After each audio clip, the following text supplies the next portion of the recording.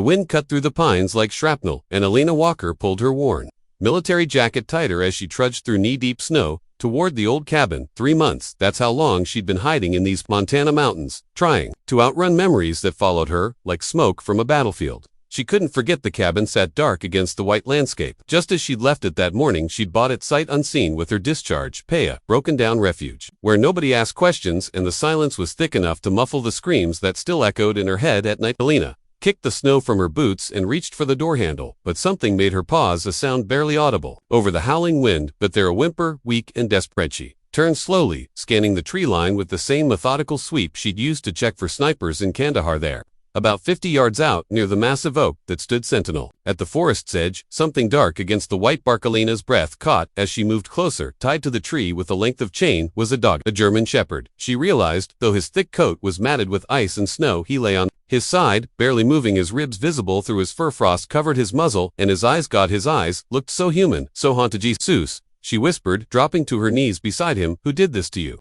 The dog's tail made the faintest attempt at a wag. Elena's hands shook as she examined the chain, padlocked with no collar or tags in sight, just a number tattooed inside his ear. K947 military marking. She'd seen enough of them in her 2 tours to know what it mean. You're military, aren't you, boy? She worked at the lock with numb fingers. The metal was so cold it burned. Someone just left you here to die. The dog whimpered again, trying to lift his head. Elena could see the intelligence in his amber eyes. The training, this wasn't some stray, this was a soldier. The lock finally gave way with a sharp click that echoed through the forest. Elena gathered the dog in her arms, surprised by how light he felt. To light, his breathing was shallow, labored. Come on, soldier, she murmured, carrying him back through the storm. We don't leave anyone behind. The wind picked up as she struggled through the snow, and with it came the memories she'd been running from. Martinez bleeding out in her arms, the eye that should have killed her instead of Thompson, the way command had looked at her after the incident.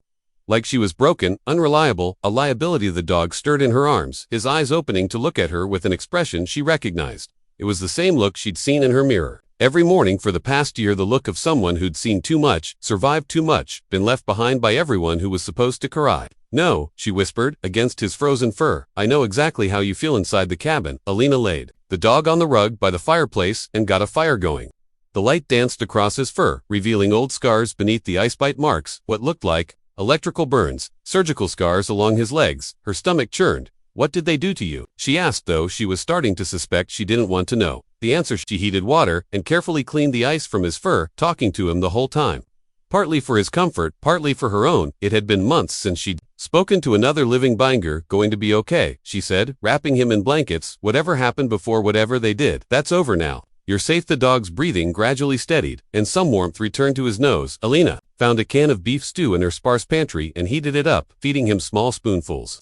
He ate hungrily but carefully, like he'd learned not to trust that food would always be there. As the storm raged outside, Elena sat beside him, her hand resting on his side to feel the steady rise and fall of his breathing. For the first time in months, the cabin didn't feel quite so empty. You know what? She said softly. I think we're going to be good for each other. The dog turned his head to look at her, and in his eyes, she saw something that made her heart crack open. Just a little gratitude. Yes, but also recognition, like he knew she was just as lost as he was. Elena had come to these mountains to hide from her past, to disappear from a world that had no use for broken soldiers. But as she watched this scarred, abandoned canine fight his way back from the edge of death, she realized that maybe being found was exactly what they both needed. The fire crackled, casting dancing shadows on the cabin walls, and for the first time since coming home from the war, Elena Walker didn't feel completely alone. Outside, the wind continued to howl through the pines, but inside, 2 wounded soldiers had found something worth fighting for. Elena woke to the sound of whimpering gray dawn light filtered through the cabin windows, and she found the dog. She'd been thinking of him as K947, but that felt too cold, too military. Thrashing in his sleep on the rug, his legs kicked frantically like he was running, and low growls rumbled from his throat. "Z boy," she whispered, kneeling beside him.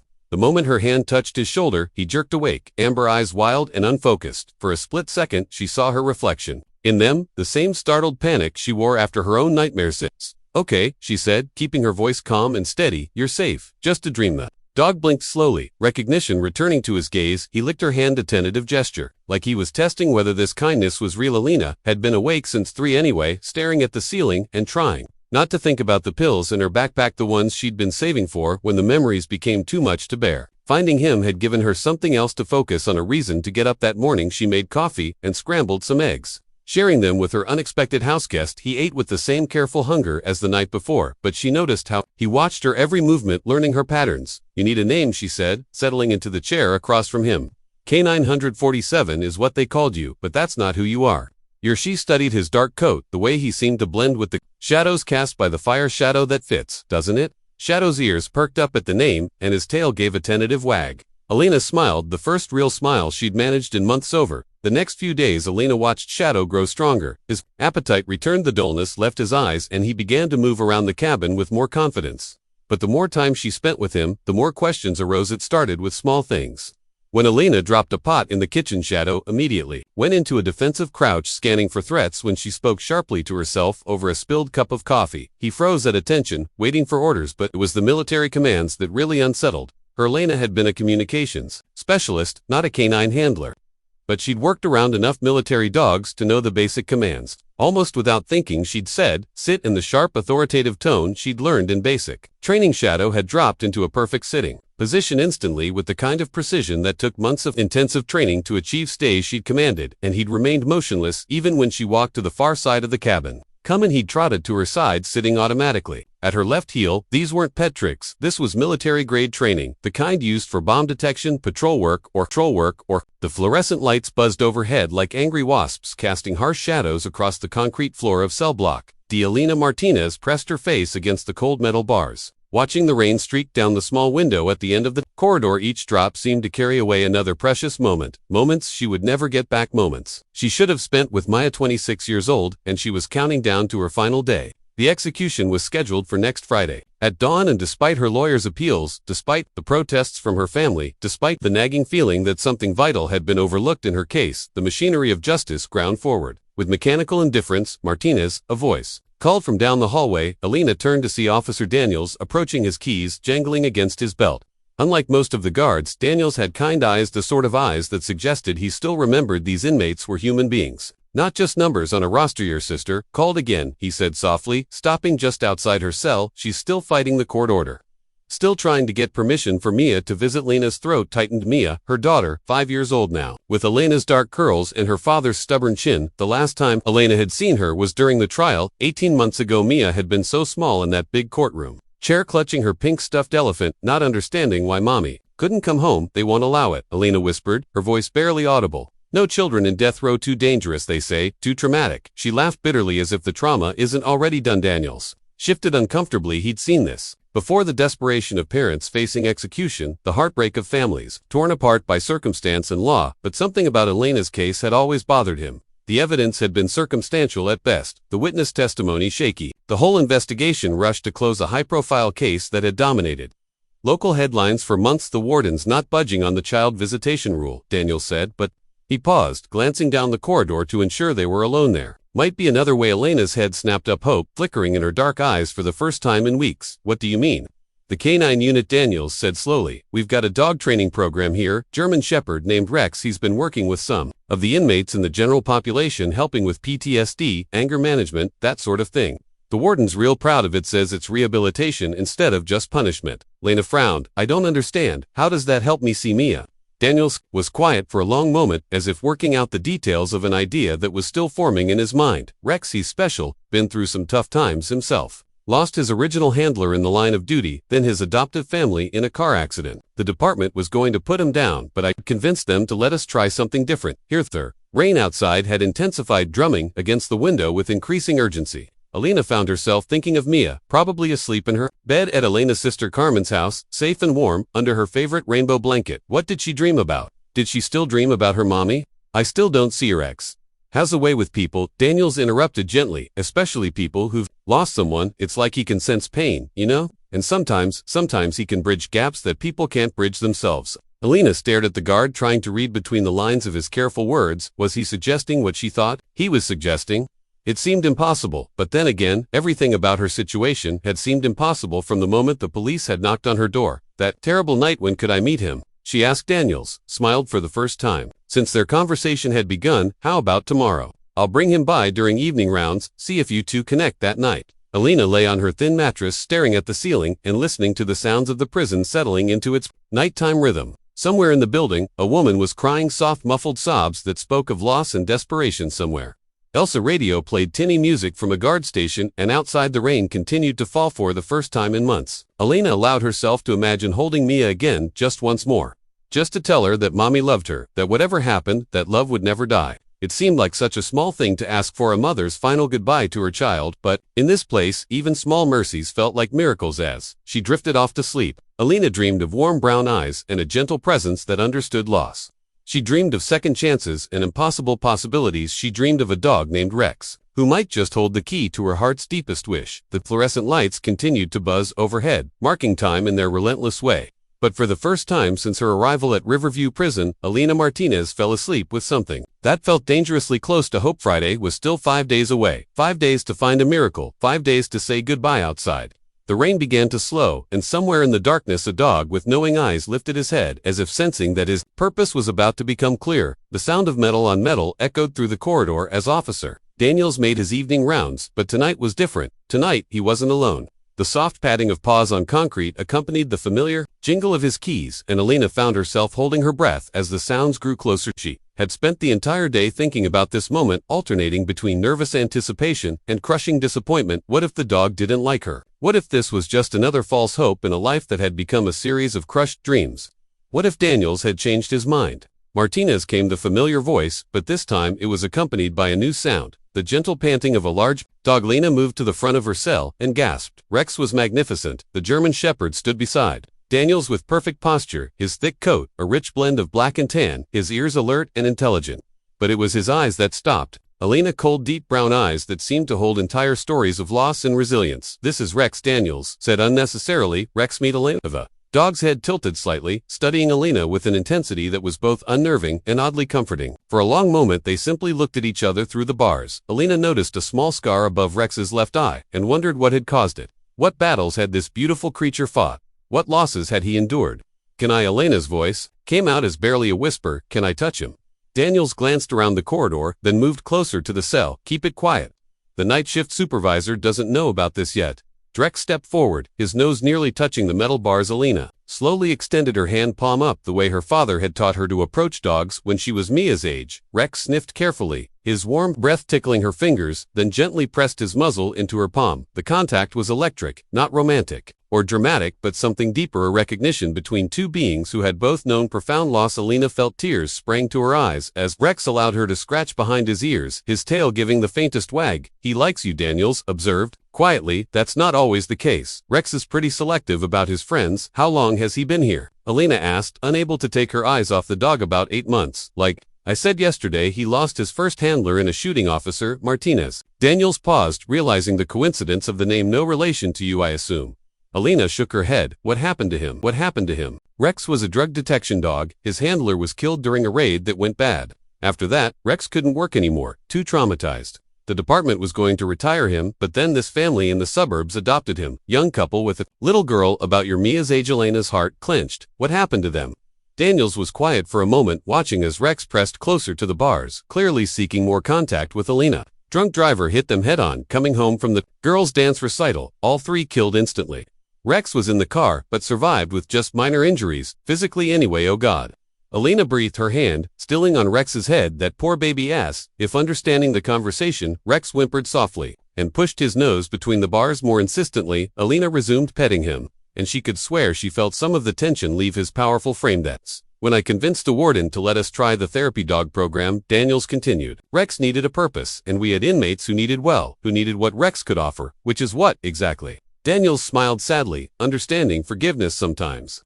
Just the knowledge that you're not alone in your pan. Elena looked down at Rex, who had somehow managed to get his entire muzzle through the bars and was now resting his chin on her forearm. The weight of his head was warm and solid, and real, more real than anything she'd felt in months. Daniels, she said softly, why are you really doing this? The guard was quiet for so long that Elena thought he might not answer. Rex's breathing had evened out, and she realized the dog had relaxed completely in her presence, trusting her in a way that seemed almost miraculous. Given his history, I have a daughter, Daniels finally said.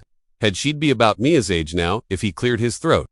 Sometimes the system gets it wrong, Martinez. Sometimes good people get caught up in bad situations, and by the time anyone realizes it, it's too late to fix it. Elena felt her chest tighten. Do you think the system got it wrong with me?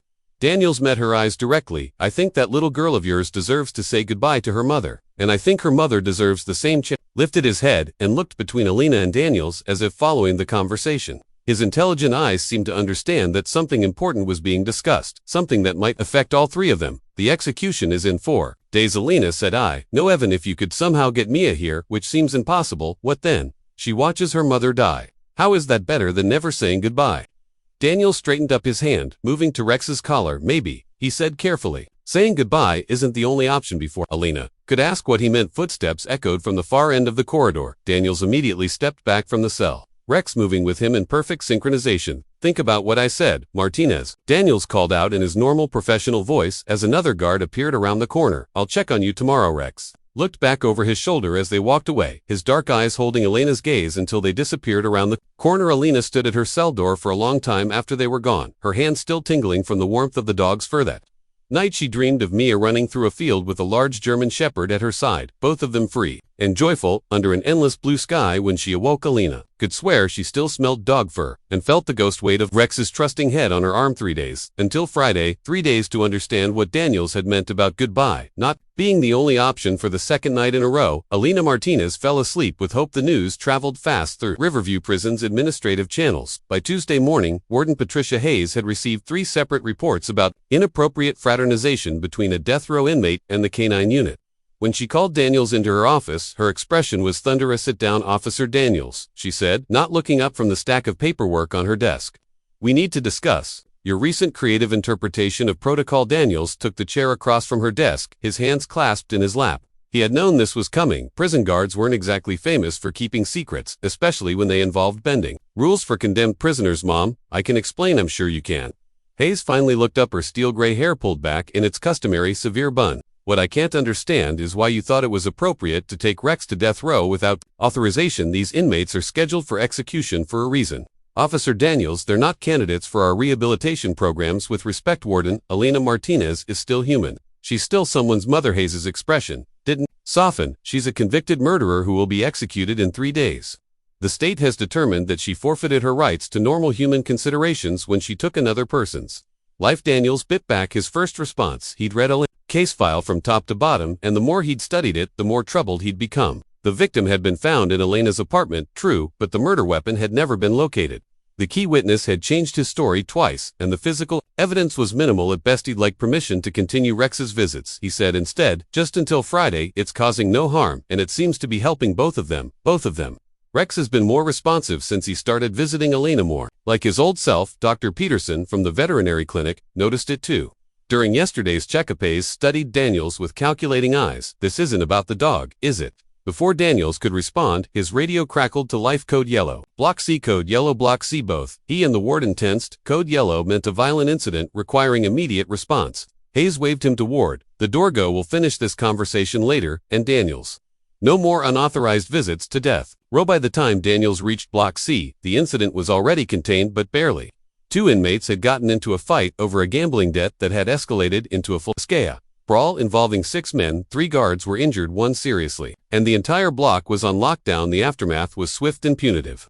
All privileges were suspended, visitor access was restricted, and any non-essential personnel were banned from the affected areas. Since death row was in Block D right next to Block C, the lockdown extended to Elena's section as well. When Daniels finally made it to Elena's cell that evening, he came alone. Rex was back in the canine kennels, and Daniels wasn't sure when he'd be allowed to bring him back. Elena looked up when she heard his footsteps, hope flickering in her eyes until she realized he was alone. Where's Rex? She asked immediately. Lockdown. Daniels said quietly, there was an incident in Block C. Everything's restricted until further notice. Elena's face crumpled slightly, but she quickly composed herself. How long? I don't know. Could be days, could be longer. They both knew what that meant. Elena's execution was scheduled for Friday morning. There might not be time for any more visits with or without Rex. Daniels, Elena said suddenly, gripping the bars of her cell. Yesterday, you said goodbye might not be the only option. What did you mean?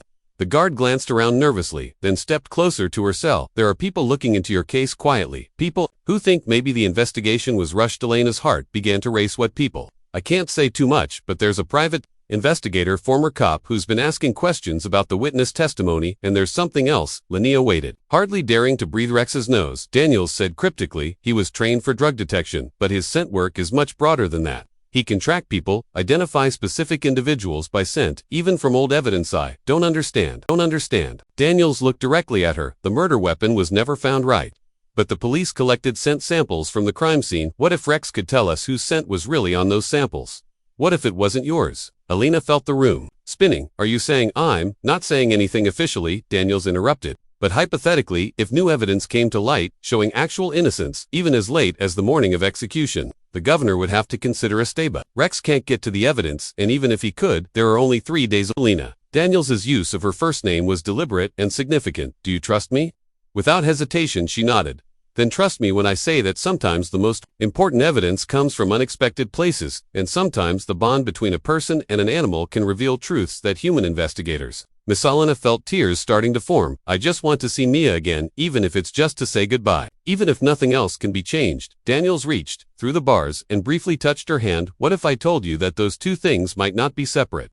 What if saving your life and reuniting you with your daughter were the same goal? Before Elena could ask what he meant, the sound of approaching footsteps made Daniels step back quickly. But as he walked away, he called back loudly enough for the approaching guards to hear. I'll check on you tomorrow, Martinez, and don't give up hope. That night, Elena lay awake thinking about scent evidence and private investigators and the impossible possibility that her nightmare might have an ending she hadn't dared to imagine. Somewhere in the prison she knew Rex was in his kennel, possibly thinking about her the way she was thinking about him 2 days until Friday, 2 days for miracles to happen. But for the first time since her conviction, Elena Martinez allowed herself to believe that miracles might still be possible. Friday morning arrived. With the gray indifference of dawn filtering through the prison's reinforced windows, Elena had been awake since 3 a.m., her last meal untouched on the metal tray beside her bed. The chaplain had come and gone offering prayers she couldn't focus on. Her lawyer had called one final time to say that all appeals had been denied at 6 a.m. They came for her time to go, Martinez said Sergeant Brooks, a heavyset man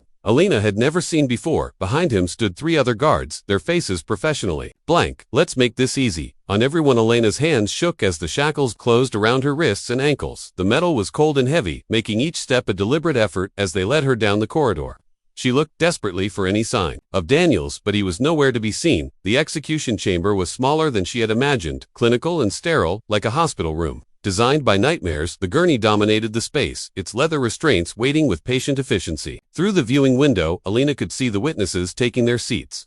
Reporters, state officials, and the victims' family members who had fought so hard for this moment. But there was no sign of Carmen, no sign of Mia. Elena's sister had tried everything to get permission for a final visit, even offering to drive the 5-year-old the 3 hours from their home, but the prison's policy was absolute.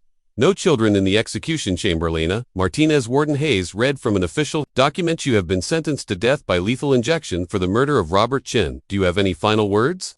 This was it. This was her last chance to speak, her last chance to be heard by anyone who might make a difference. Elena looked through the viewing window one more time, hoping against hope to see a familiar face, to see some sign that her daughter knew her mother loved.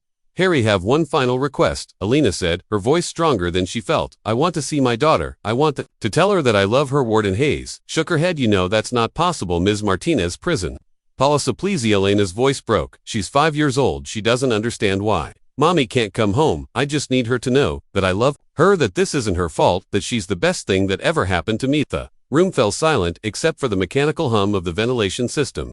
Elena could see the witnesses shifting uncomfortably in their seats. Even the guards seemed affected by the raw desperation in her voice. I'm sorry, Hayes said, not unkindly. The policy exists for good reasons. We can't. The sound of approaching footsteps interrupted her. Everyone turned as the chamber door opened to reveal Officer Daniels. His uniform crisp and official, but it wasn't Daniels who captured everyone's attention. It was the magnificent German Shepherd walking calmly at his side. Rex entered the execution chamber with the dignity of royalty, his intelligent eyes immediately finding Elena on the gurney. His tail gave the slightest wag and Elena felt her heart clench with gratitude. At least she wouldn't die completely alone. At least she would have one friend with her at the end. Officer Daniels, Warden Hayes said sharply. What is the meaning of this? This is highly irregular, Mum. Daniels replied formally. Rex has been trained to provide comfort to individuals in extreme distress. Given the circumstances, I thought, this is an execution, not a therapy session. Hayes snapped, remove the animal immediately. But Rex had already moved to Elena's side, and something in the dog's behavior made everyone pause. Instead of simply offering comfort, Rex was acting with purpose, his nose working as he sniffed around the base of the gurney, then moving to a specific corner of the room. What's he doing? Asked Dr. Morrison, the prison physician. Daniels watched Rex carefully. He's trained in scent detection. It looks like he's found something. Rex had stopped at a ventilation grate near the floor, pawing at it and whining softly. His behavior was unmistakable to anyone familiar with detection dogs. He had found a target scent. That's impossible, Hayes said, but her voice lacked conviction. This room is cleaned and sanitized. Between each use, Daniels knelt beside Rex, studying the dog's alert posture. Rex doesn't make mistakes about scents. If he's indicating here, there's something off. Sir Daniels, came a new voice from the doorway. Everyone turned to see a woman in a business suit approaching, followed by Carmen, and, clutching Carmen's hand, was a small girl with dark curls and Elena's stubborn Mia. Elena gasped, straining against her restraints. Mommy. Mia broke free from Carmen's grip and ran toward the gurney, but Daniels gently intercepted her, lifting her up so she could see Elena. Without getting too close to the medical equipment, "Who are you?" Warden Hayes demanded of the woman in the suit. "Patricia Novak, private investigator," the woman replied, holding up a folder thick with documents. "And I have evidence that's going to change everything." Rex, still focused on the ventilation grate, let out a sharp bark, the same sound he'd been trained to make when he found his target scent during his drug detection. "Day's governor's office is on line 1, a guard announced, holding up a phone that had apparently been ringing unnoticed during the chaos. Elena looked from her daughter's tear-streaked face to Rex's alert posture to the thick folder in the investigator's hands. "What's happening?" she whispered. Daniel, still holding Mia, moved closer to the gurney. "Elena," he said quietly, "remember what I told you about Rex's nose? About evidence that might be hiding in unexpected places?" Through her tears, Elena saw Rex's tail wagging as he looked between her and Mia, as if he understood that his work was almost done. In the distance, she could hear Warden Hayes talking rapidly on the phone, her voice tight with controlled urgency. "Execution postponed pending review of new evidence," Hayes announced to the room 5 minutes later, her face pale but professional. Elena closed her eyes and felt something she had almost forgotten how to feel. Hope, not the desperate, fragile hope of the condemned, but the solid, warm hope of someone who might actually have a future. When she opened her eyes again, Mia was still there, still real, still reaching for her mommy with small, perfect hands. Rex sat beside the gurney like a guardian, his duty finally clear to everyone in the room. Sometimes justice arrives at the last possible moment, wearing the most unexpected disguise. Sometimes it has 4 paws and a heart that remembers what it means to lose everything, and to find it again. The shackles came off Elena's wrists with a metallic clink that sounded like freedom itself. Dr. Morrison had checked her vital signs twice more from disbelief than medical necessity, while Warden Hayes spoke in hushed, urgent tones with the governor's office.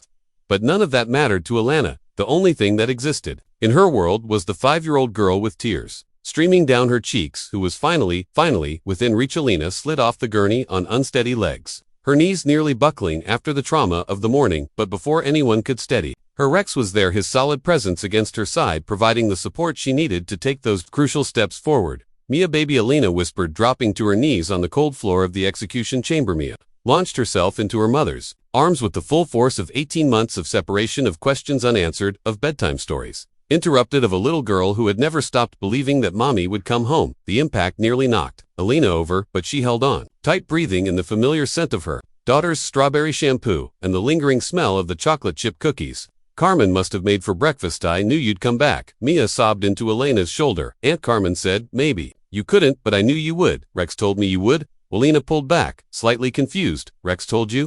"He came to visit me yesterday," Mia said, matter-of-factly wiping her nose with the back of her hand. "He brought Officer Daniels to Aunt Carmen's house, and he let me pet him, and when I asked if he knew my mommy, he licked my face." "That means yes." Elena looked over Mia's head at Daniels, who was standing nearby with an expression that was equal parts exhausted and triumphant. "You took Rex to see her?" "It was part of the plan," Daniels said quietly. "Rex needed Mia's scent, and Mia needed to know that someone was fighting for her mommy." Patricia Novak cleared her throat, still holding her folder of evidence. "Perhaps we should explain what happened here before anyone else arrives." Warden Hayes, who had been dealing with phone calls and increasingly frantic state officials, finally turned her attention back to the group. "Yes, I think that would be advisable. The governor is sending a team, and the media is already gathering outside." Novak opened her folder and pulled out several photographs. 3 weeks ago, I was contacted by a former police detective named Michael Torres. He was troubled by inconsistencies in Elena's case and asked me to take a fresh look at the evidence." Elena listened while still holding Mia, unwilling to let go even for a moment. Rex had settled beside them, his warm presence a reminder that this was real. This was happening. The key witness, Marcus Webb, had claimed he saw Elena leaving her apartment building at the time of the murder. Novak continued, "But when I interviewed him again, his story had changed for the 3rd time. More importantly, I discovered he had a relationship with the victim that had never been disclosed to the defense." "What kind of relationship?" Elena asked. Robert Chen had been blackmailing Webb over some financial irregularities at Webb's construction company. Webb owed Chen nearly $50,000 and was facing exposure that would have ruined his business and his marriage. Hayes frowned. Why didn't this come out during the original investigation? Because Webb convinced the investigators that his relationship with Chen was merely professional. He claimed Chen was doing work for his company. The police never dug deeper because they already had what they thought was a solid case against Elena. Daniels spoke up, but that's not the whole story. Tell them about the scent evidence. Novak nodded. When I started I learned about the scent samples that had been collected from the murder weapons handle before the weapon disappeared from evidence storage. Disappeared. Elena's voice was sharp with disbelief. Misplaced. Hayes corrected grimly. Under suspicious circumstances, but the scent samples were stored separately and were still available. That's where Rex came in. Daniels explained. I contacted Ms. Novak and offered Rex's services. He was trained for this kind of work, and more importantly, he'd had direct contact with Elena over the past few days. If her scent had been on that murder weapon, he would know. Elena felt her heart racing. And yesterday we took Rex to the evidence storage facility. Novak said he was presented with the scent samples from the murder weapon, along with control samples, including one with your scent on it. Rex showed no interest in your scent sample, but he immediately alerted to the samples from the weapon handle, meaning the person who handled that weapon wasn't Elena. Daniels added. We then took Rex to Marcus Webb's construction office. Novak continued. Rex alerted immediately to Webb's work gloves, his coffee cup, and his office chair.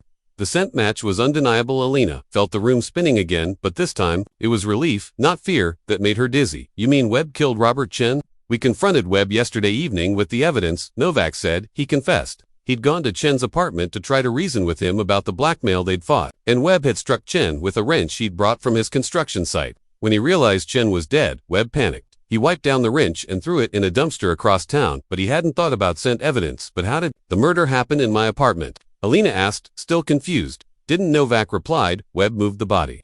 Chen had been killed in his own apartment, but Webb knew that Chen had been harassing Elena about rent payments. Everyone in the building knew about their disputes. Webb figured if he moved the body to Elena's apartment and made it look like a break-in gone wrong, the police would naturally suspect Elena. Mia had been listening to the adult conversation with the serious attention that children give to important things they don't fully understand. Now, she looked up at her mother. Does this mean the bad man can't hurt you anymore? Elena cupped her daughter's face in her hands. It means Mommy gets to come home, baby. It means we get to be together again. Rex, who had been lying quietly beside them throughout the explanation, suddenly stood and walked to the corner where he had been pawing earlier. He sat in the perfect alert position and looked back at the group expectantly. Is it boy? Daniels asked. Dr. Morrison, who had been listening to the conversation in growing amazement, suddenly snapped his fingers. The ventilation system, we use it to clear the air between procedures. If someone had been in this room before, if they had left any trace evidence. Novak looked thoughtful. Webb confessed to moving the body, but he also admitted to spending time researching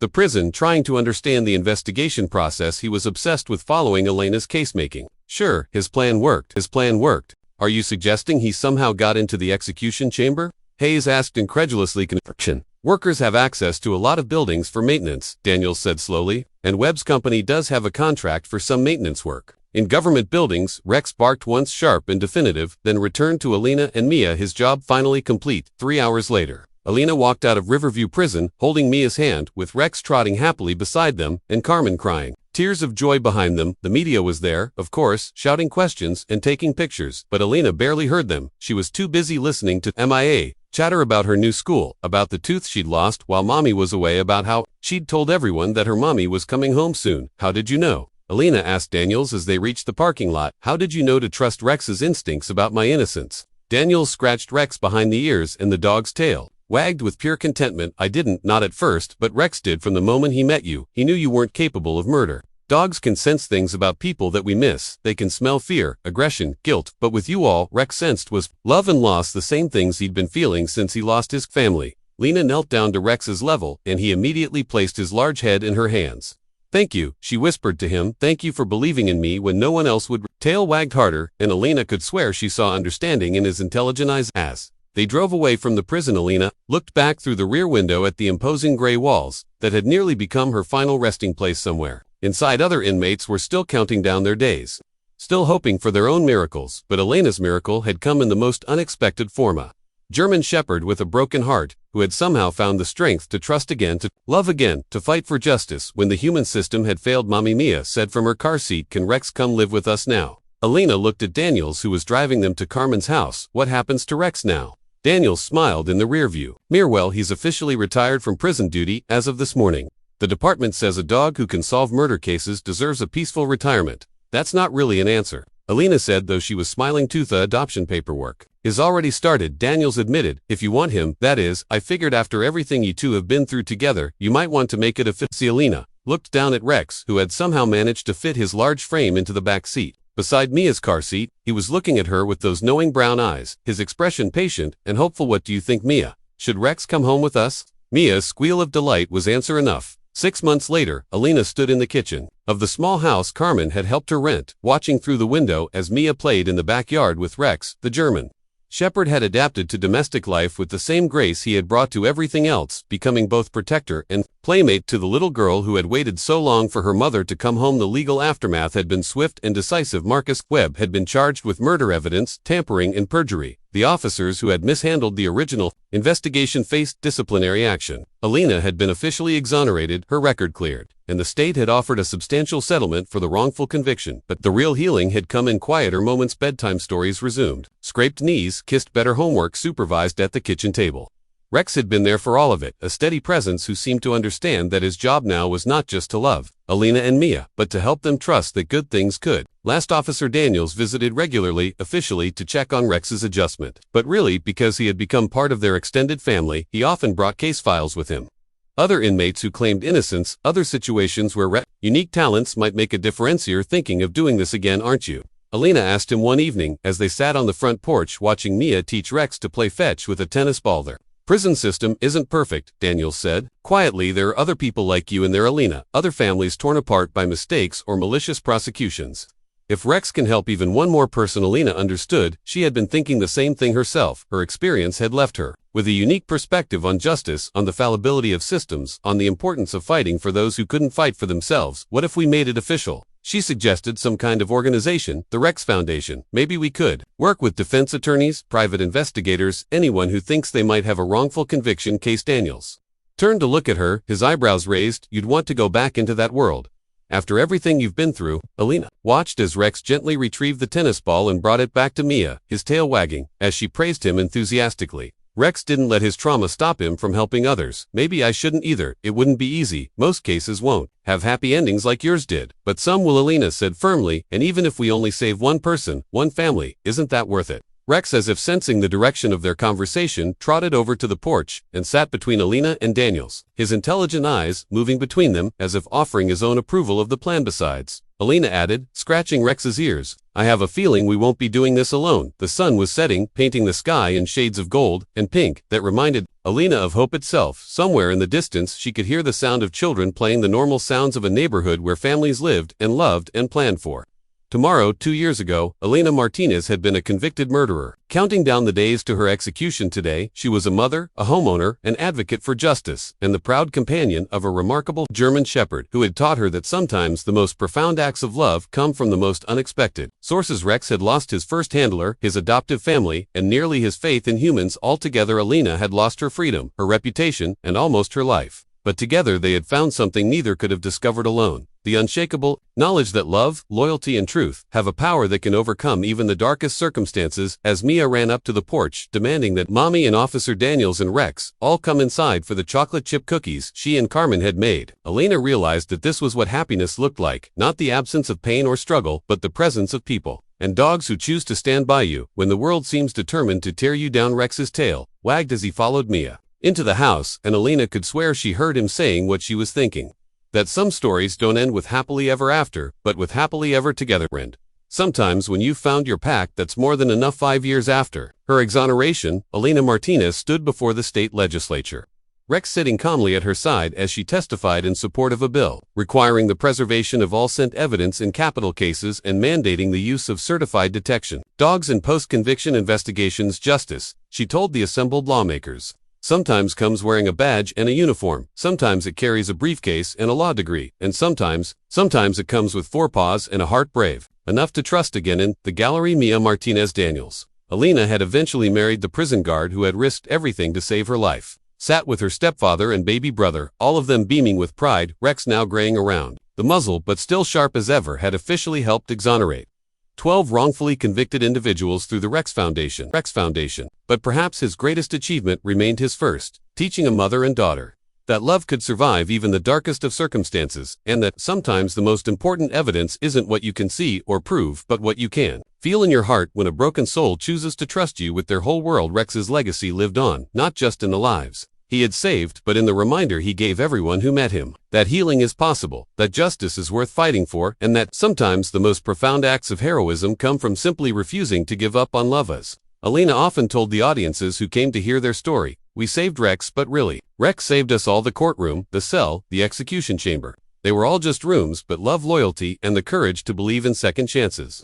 Those were the things that built homes, families, and futures worth fighting for. And sometimes, when you're very lucky, those things come with warm brown eyes and a tail that never stops wagging, no matter how dark the world gets."